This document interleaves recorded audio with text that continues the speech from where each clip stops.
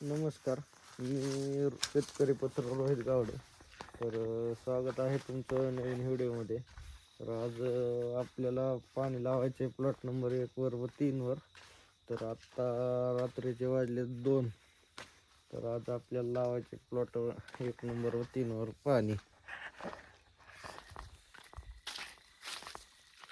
तर आपण 3 नंबरवर प्लॉटवर पाणी लावलेलं आहे.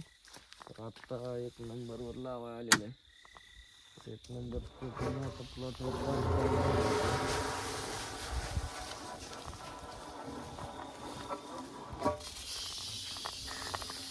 तर हिवाळ्यात केळीवर पहाटे पाणी लावल्यामुळं आपल्याला फायदा एक होतो की बागाचं टेम्परेचर थोड्याफार प्रमाणात वाढतं.